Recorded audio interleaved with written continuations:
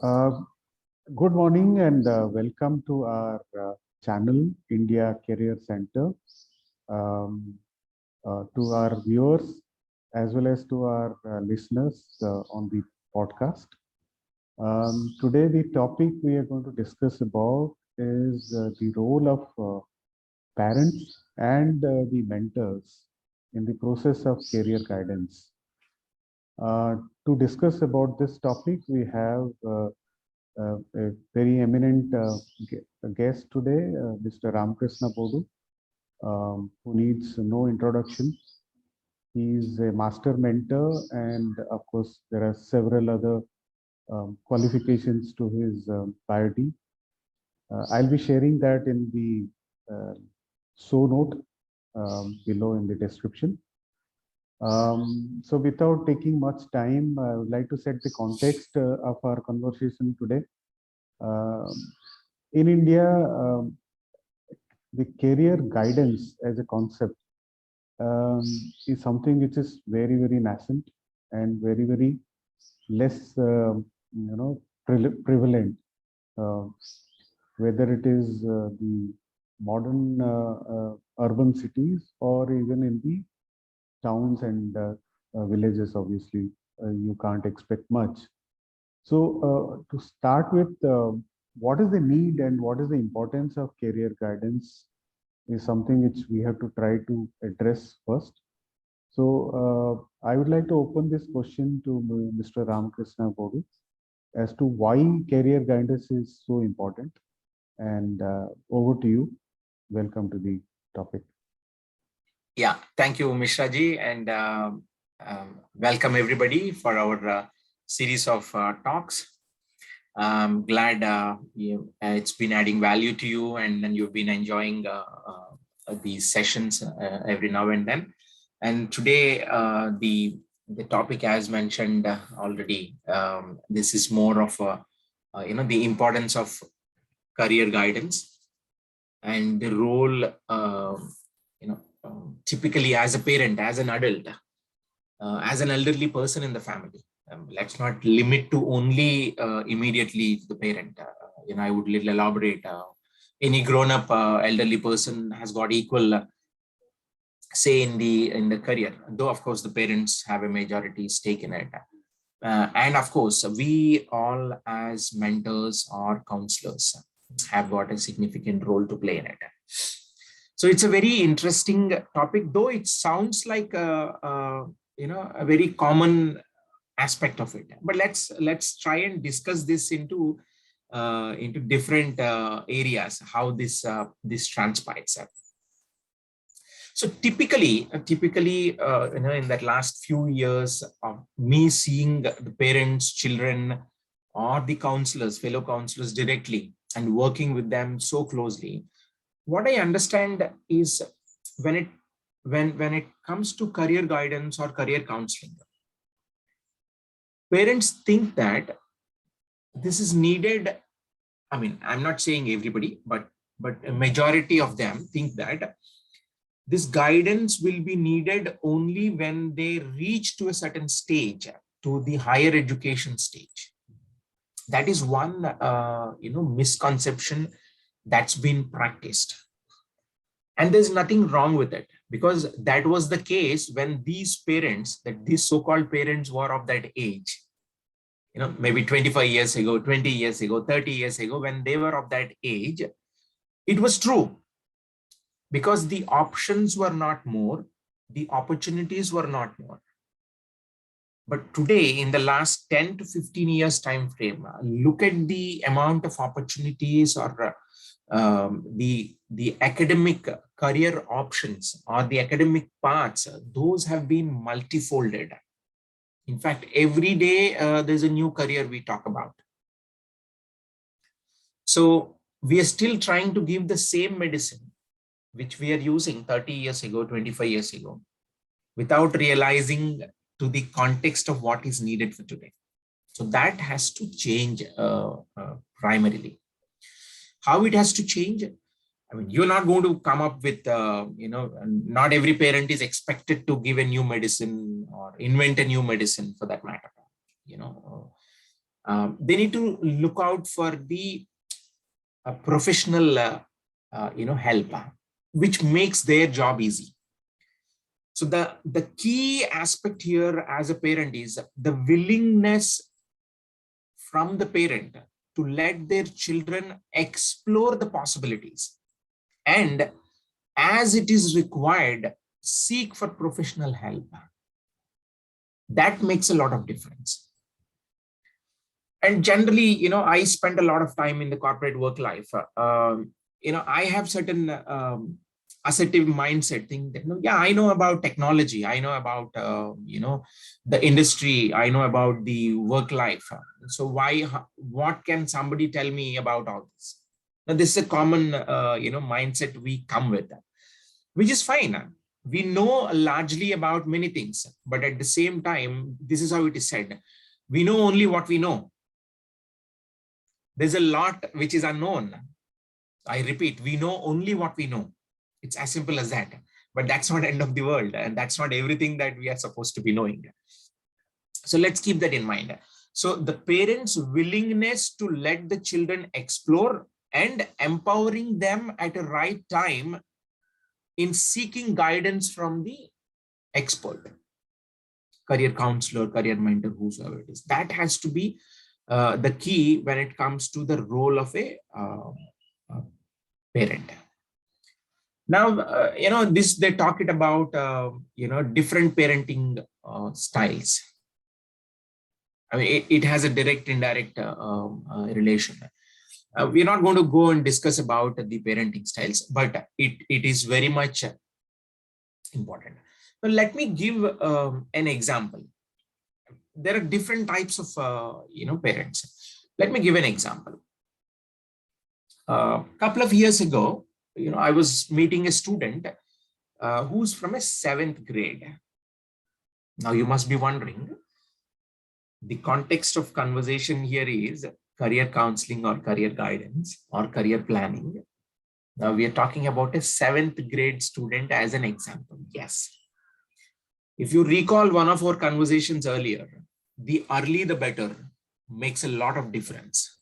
6th, 7th grade onwards, if the conversation starts off, then it makes a lot of difference. Now, going back to this example, a 7th grade student who's pursuing in one of the schools in Chennai, he walks up to me for a career conversation, says, "Sir, I want to get into space research. I want to pursue a career in the field of space science. I'm looking for astrophysics, astronomy. These are the kind of academic lines I'm trying to look at, because ultimately I want to work for NASA or ISRO, or possibly go and work for Elon Musk, which many kids are fascinated these days."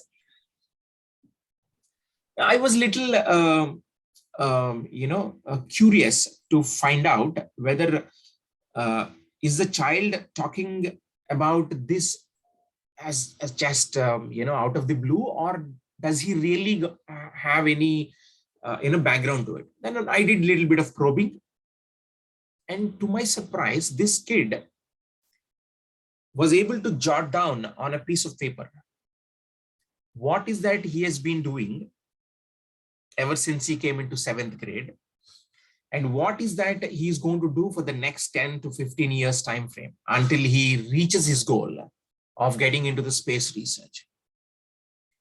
He clearly showed me a blueprint on how and what he is actually looking for.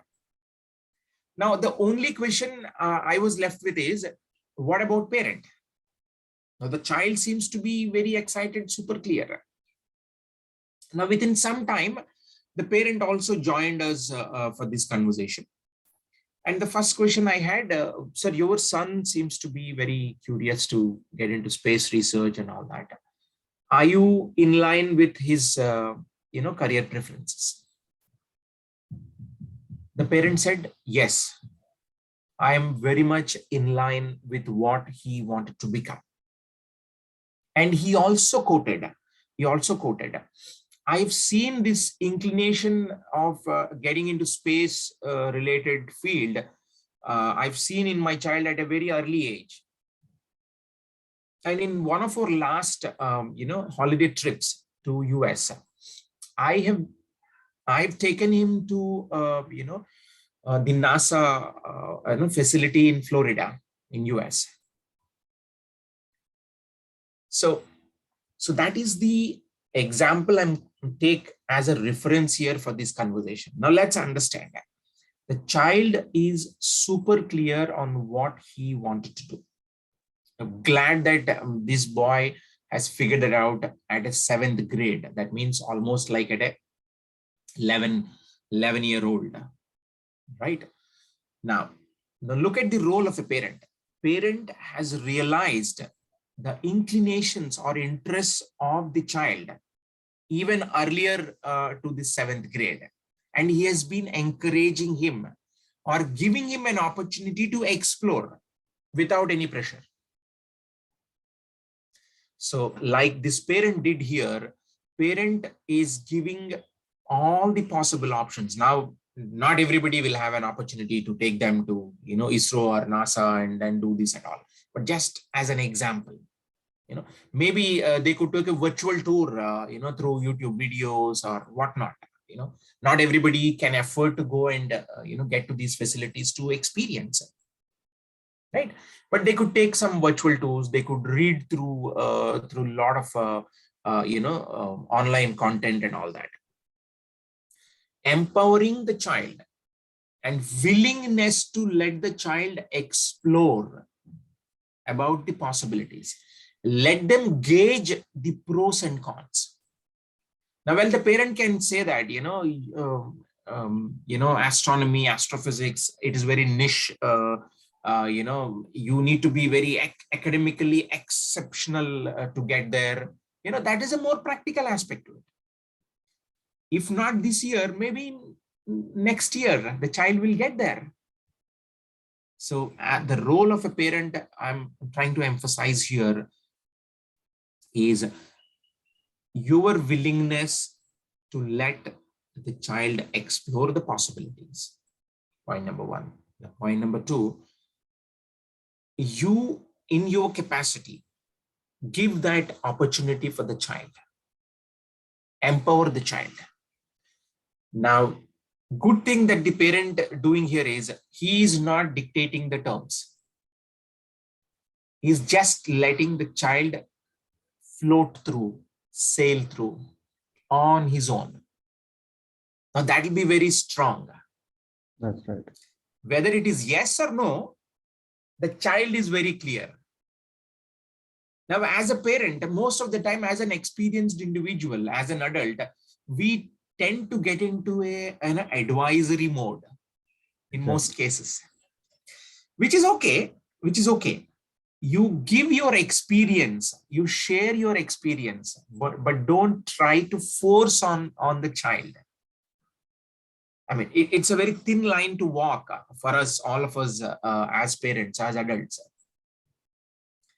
Now, in all likeliness, what happens is, if you try to advise, few years down the line, the child may come back and say, Dad, it was your advice. I had to, follow, but now I regret. Now, instead of that, if we let our children explore on their own, of course, if they are falling into the trap of an incorrect path and all that, we are there to take care, support them, and make sure that they don't fall. Even if they fall, we teach them how to get up and then walk. All that we are here because our experience will help them. But don't advise. Just only empower and willingness to let the children explore. Now the question could be, 6th grade, 7th grade, 8th grade, they're very, it's a very tender age. How could you let them explore? We are not doing any harm here. In my view, by not giving an opportunity for children to explore, we are not doing justice. Okay, it is more harm than giving an advice. By not letting our children explore, there's nothing wrong with it. They don't spoil. They will fall down. They'll get up. They'll start doing again. So Yeah. I think that's how I would put it across, Mishra ji.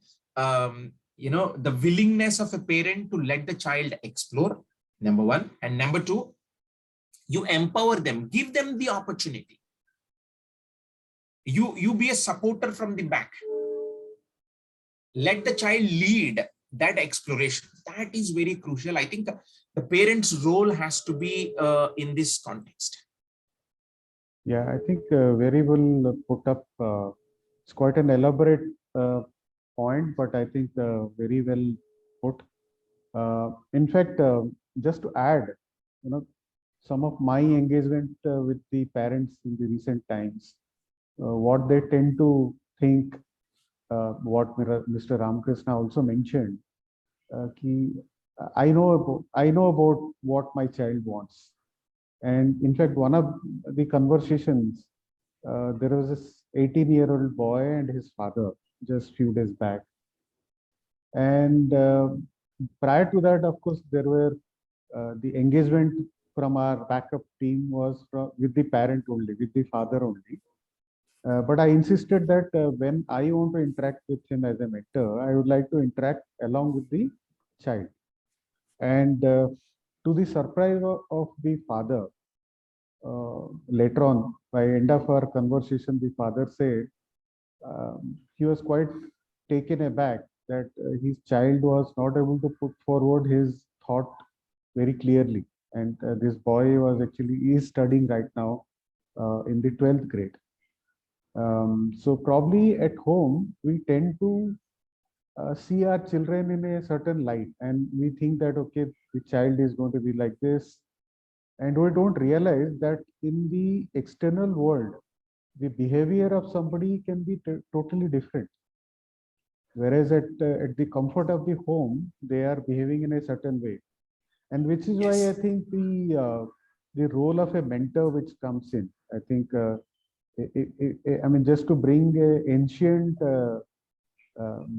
example, in the ancient times, the children after a certain age were actually sent across to the gurukuls, and they were not staying with the parents of their home. They were actually staying in a gurukul along with their other friends, and the guru used to understand about what is this child, and what is the swabhav of this child. And based on the swabhav of the child, the guru used to actually teach what is right for the child in terms of his learning, and put him to the right path, which is the swadharma. So that is where I think the role of a mentor comes in. Of course, in the modern times, you don't send your kid. Of course, there are people who send their kids to the boarding schools, but the percentage would be very small. So I can say that 99% of the time, our children are staying with us, and we see them over the years, starting from their childhood in certain way, and we don't realize that by the time the children are in the adolescent age, 13, 14 years, they are not only getting influenced by what they see at home, but probably more influenced by what they see outside home, with their friends at school, what the teacher is saying, and of course the recent menace of social media. All that is actually influencing a lot. So I think as a parent, as Mr. Ramakrishna mentioned, it is very, very important for you to understand one thing, that while parenting is important, your role of as a parent is very, very important. At the same time, also taking the advantage, taking the help of a, uh good mentor in a scientific method is also very, very important for the growth of the child's career. Would you like to add some more onto this? No, yeah, I think, see, definitely, that reminds me of my own, at my home, an example I would like to share. I have a nephew who's in 11th grade right now. And this This incident took place about a year ago, when he was in early 10th grade time frame. We were kind of, me and my younger sister, of course, the boy's mother, we were trying to, help him and see what is that he want to become, what career he want to choose. And of course, the most crucial answer in 10th grade is basically what stream is he going to choose after 10th grade. These were some of the dilemmas. We are having a lot of conversations back and forth, and trying to find answers from the child rather we giving him the answers. So in that context, what we did was, of course, we took him through the formal, psychometric assessment and all that. In that process, there was a strength analysis, which is it's a 24 factor, assessment, something like that. I don't want to quote the actual reference for it, but so the assessment is basically, it evaluates you on various traits, and then it points out what are those top 3, top 5, strengths of yours, the personality traits of yours, right? So this is the outcome of the assessment. It's just about a 30-minute questionnaire online the child has to do. Now, the top 3 have come out, the strengths of the child. One of it was humor. Humor was one of the strength which came out as, I think, top 2, one of those top 3, if I remember it right. Now, as we looked at the report, me and my younger sister, we both looked at each other, stared at each other for a moment and said, really? Is our boy, and of course his father, my brother-in-law as well, we all 3 were looking at each other and said, is our boy humor is his strength? We couldn't believe. All 3 of us disagreed. No, this assessment is wrong. Now we said, this is wrong. Then I said, no, don't worry. Let's not jump to conclusion. You both, don't talk. I will talk to the child. And I asked him, my nephew, did you see the report? He said, yes. Do you agree? What are those top 3? And he said, of course I agree. Then I said, are you really sure? I don't know why you are asking. I said, yeah, I'm in agreement with what has come as an outcome because I resonate with it. Then I said, but humor is one of the top 3. We are not able to relate to it. Then he took a pause of a few seconds and said, look, uncle, when I'm at home, in front of my parents or in front of you, when I'm conducting myself, when I'm talking to yourself, when I'm behaving in front of you, when I'm, doing chores, as a young boy in front of you, I have a lot of respect for you.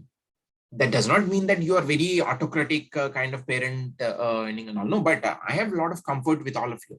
But only thing is, I may not sound that humorous in front of you.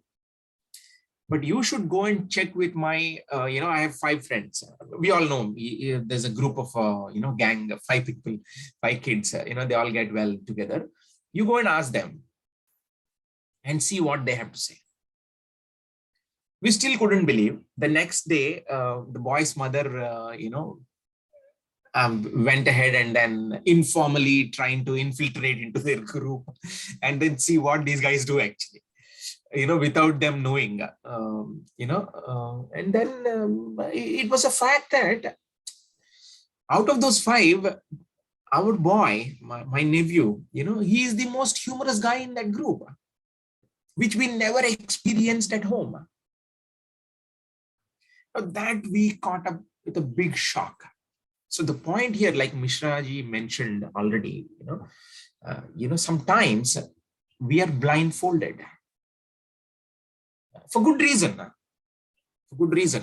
Because children, they conduct themselves only to certain degree in front of their parents or adults, uncle, aunt, and these kind of maybe grandparents. For all that matter, we as an individual, as a grown-up individual, we are not the same person when we are with our spouse, right? We are not the same person when we are with our children. We are not the same person when we are with our parents, and we are not the same person, when we are with our friends, our peer group, right? We have a different exhibit all the time. What I mean to say, we are the same person, but our exhibit may be different. So it is important for parent willing to let the child explore on their own, because they know about themselves more than us. And of course, we are there as a support hand, as a support system. We as a parent, as an adult, we have to give a strong support hold to the child, because they're young, it's a tender age. It is likeliness is high that they can easily fall into the traps of wrong things. So that is what we want to be, cautious. So I think that's a wonderful way, if we all can be open to it as a parent, as an adult, if we can be open to let our child explore as early as possible. I think that's the biggest role we play. Yeah, I think very well said. And also, I just want to reinforce the importance once again. In India today, I mean, we have covered this in the previous episode also. The Indian population in between the age group of 10 and 24, this particular cohort is about 36 crore, little over 36 crore in India today. And this is called also the demographic dividend of India. This is also the opportunity for us. If this young energy is actually rightly channelized with the right kind of directions, and all these young people are actually given the right kind of opportunity with respect to their choice of career, or the options of occupations which they would like to take up, then it becomes a huge benefit. It becomes really a demographic dividend for India. And if we do not channelize this energy properly, which means that if we don't guide our young children in the right manner to the right career path or occupation, then they can get into very wrong hands. And that is my fear, and which is why I think the importance of mentoring along with sensible parenting is very important. So in the process of Yes. career development, I think both the parents and the mentors play a very important role. And I think together, let's try to make this young India uh, thrive well across the world, and make us proud. Yeah. Yes, absolutely. I think nicely put in. That actually brings us to the next important element of our discussion today, Mishra ji. We are talking about the role of a parent, a role of an adult in the family, especially parent when it comes to the career guidance, or let the child plan. Now, the next important role, now once the parent realize that, there's a need and I need to go and get some professional help. Now here comes, they call it as a career counselors or career mentors, depending on how they use the terminology. Now, what will this professional or career mentor or a career counselor has to do? Now, there is a misconception generally. Now, if you look at in our culture, India as a culture, ever since, if you look at, if you as a parent, if you are having a conversation with your neighbor, saying that, no, look, today I took my son to a counselor. If this is how the conversation started. Now, most likely the reaction from your neighbor would be, is everything okay with your son? Is everything okay with your child? This is how the immediate most possible reaction from your neighbor could be. Then you have to say, yeah, it is, everything is okay. No, nothing to worry. This is not that counseling. This is about a career counseling. So that is how, we are in. But I think largely over the last few years, things have been changing. The adaptability and realizing that this is a requirement has also changed largely, and it is changing, and it's going to take a little longer, but that's fine. I think we are on that right part, but we have to fast pace, in taking advantage of this professional help, right? Because like I mentioned earlier, 25-30 years ago, the opportunities were limited, the options were limited, but today everything, there's no limit. Every day there's a new career, every day there is a new combination, every day there's a new technology evolving. So that's how this is spacing. Now, going back, what should be the role of a mentor or a counselor? Now, that actually reminds me of one of the example. Now, this is again 2.5, 3 years ago, I suppose.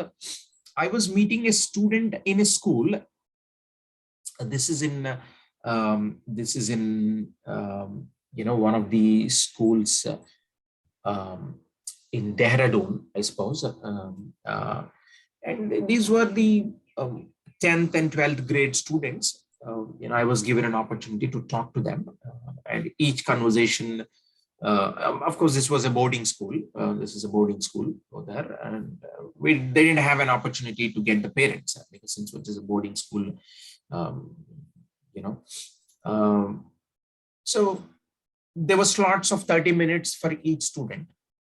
The idea is to break the ice with the student, see to that they have made a career choice, see to that they are on the right track, and see to that they are taking the scientific tools help in case and as they need it. So that's the whole context of the discussion.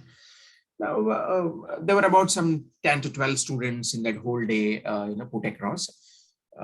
There was a student who supposed to be, seeing me first in the morning, somewhere around 9:30, 10, something like that. This student didn't show up, so they had to backfill with somebody else. And during lunch break, I was letting the school team, the school counseling team know about it, that this person was absent, this student was absent. I hope everything is okay. Why don't you go and then see to that? And within few minutes, the school counseling team representative came back and said, "Sir, the student is free all through.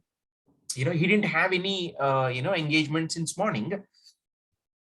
He had classes only in the late afternoon, or he had some assignments only in the late afternoon. We are figuring out why he didn't show up, and then we'll make sure that he come and see you." Then somehow late in the afternoon, with a very hesitant, he was dragging his foot towards my desk, to come and see me. Then I said, "Is everything okay? Are you keeping okay? Are you okay to have the conversation?" This boy, though he was very hesitant, but he was not hesitant in expressing himself. He was hesitant to come and have a conversation with me. And you know what he said when I was trying to probe him? He said, "Sir, how can you, all of a sudden you came from somewhere, and how can you decide a career for me, for which I'm not party to have a conversation? And that is the very specific reason why I did not come and see you as per the schedule in the morning." Now I understand. Okay, now the child is often he has a misconception. Then of course, he was sitting with me, and I told him, "Why do you think it that way? Or did anybody tell you that I'm going to decide what career you are going to choose?" That is what, I understood from the conversation in our school. There there's an expert counselor who's going to come and sit across with us, across the table, and spend 30 minutes with each one of us. And then he's going to decide our careers. This is what I was given to understand. So, which I don't agree. So that is why I'm not willing to come and have conversation with you. Then I told him, look, my dear child, you have not interpreted that in the right way. So first of all, let me tell you this. I'm not here to decide a career for you. I'm not here to decide a career for you just because I am a professional, career mentor. Does that give you confidence to talk to me for the next 10, 15 minutes?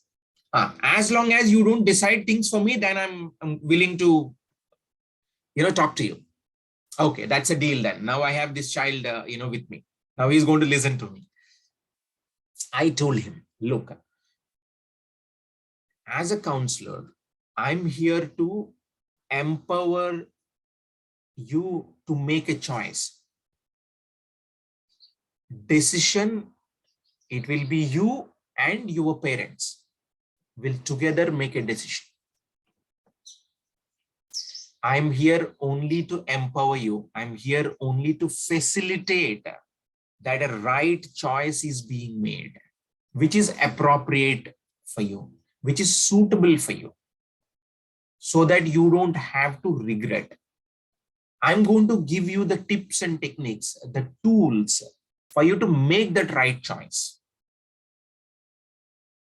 Then he was very comfortable. Okay, then I told him, tell me now, what do you want to do? He said, sir, I come from a business family, and my father has got a couple of industries in Delhi.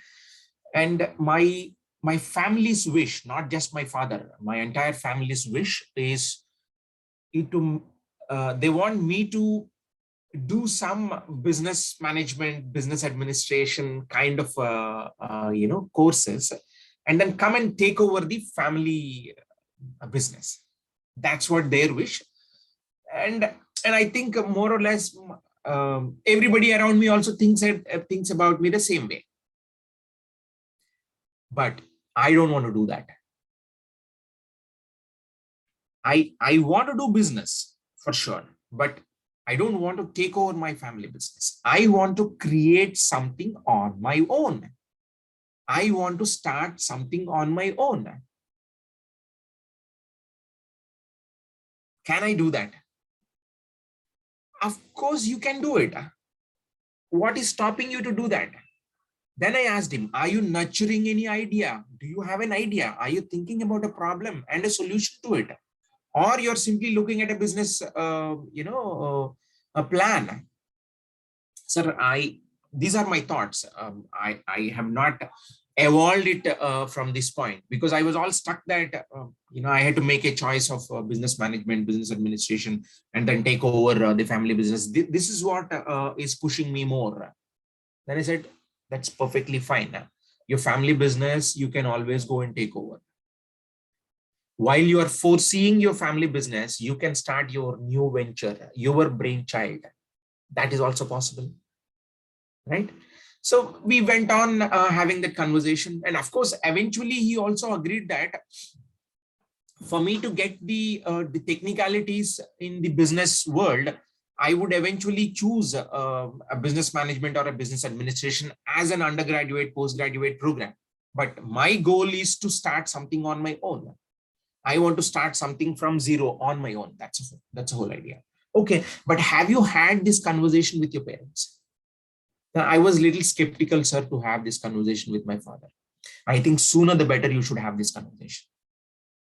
But for you to win that conversation, you should be a little diplomatic. I gave him an idea. You should tell him, Dad, look, I come and take over from you, but on one condition. You should let me do something on my own also. Then tell me which parent wouldn't agree for that. If a child is coming and asking a father, that I want to do it this way, Tell me which parent will not, of course, there may be a little percentage of them, maybe a skeptical parent also, but I think largely most of them would, agree to it. So this idea, this conversation sounded very well for this boy. Now tell me, my friends, what career guidance I did here for this boy? I didn't talk about any psychometric assessment. I didn't talk about any technicalities. Look at what I did, as a conversation. I facilitated. I tried to channelize his ideas.